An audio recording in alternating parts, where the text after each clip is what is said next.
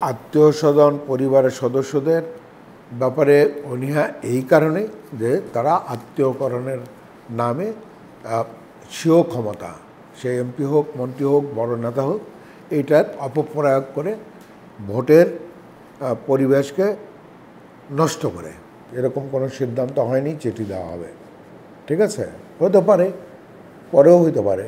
MP vote কেন্দ্রে যে নির্দেশনা দিচ্ছে একে ভোট দাও, এরকম তো কোনো অভিযোগ আমরা পাই নাই, পাইছি।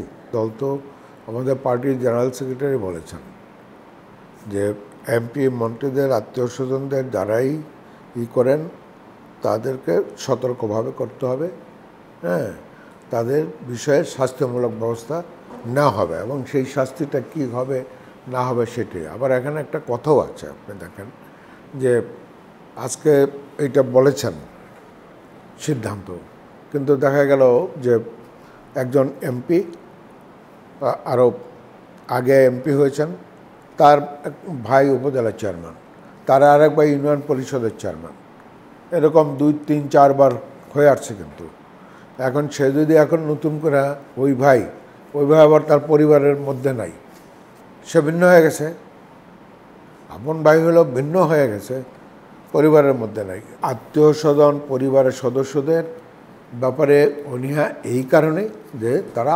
আত্মীয়করণের নামে স্বীয় ক্ষমতা, সে এমপি হোক, মন্ত্রী হোক, বড় নেতা হোক, এইটার অপপ্রয়োগ করে ভোটের পরিবেশকে নষ্ট করে, একটা অবাধ সুষ্ঠু নির্বাচনের পরিবেশকে নষ্ট করে। এই কারণেই কিন্তু এই বার্নিশটা ছিল। কিন্তু এখানে কিন্তু কোথাও এই যে গতকালকে যে 139টি নির্বাচন হয়ে গেল, সেখানে এরকম কোনো ঘটনা কিন্তু ঘটেনি। টুকটাক, তাই না, টুকটাক কিছু হয়েছে, 2-4 জন আহত হয়েছে, কোনো ক্যাজুয়ালিটি নাই তো, আছে নাই। তো এইটা তো সবসময় হয়ে আসে, কিন্তু এবার তো সেটা হয় নাই, এরকম কোনো সিদ্ধান্ত হয়নি, চিঠি দেওয়া হবে। ঠিক আছে, হতে পারে, পরেও হইতে পারে। এই নির্বাচনটা তো 3য় পর্যায়ে হবে, 3য় পর্যায় পর্যন্ত। এরপরে আবার আরও কিছু হবে অক্টোবর নভেম্বরে, যেগুলি বাকি থাকবে, তাই না। তো এই পর্যায়ের মধ্যে এখনও আমরা এরকম কোনো সিদ্ধান্ত হয় না। এখন পার্টির যদি আগামী দিনে ওরকম কোনো অবস্থার সৃষ্টি হয় এবং পার্টির যদি কেন্দ্রীয় কার্যনির্বাহী সংসদ মনে করেন, তাইলে ব্যবস্থা নেওয়া হবে।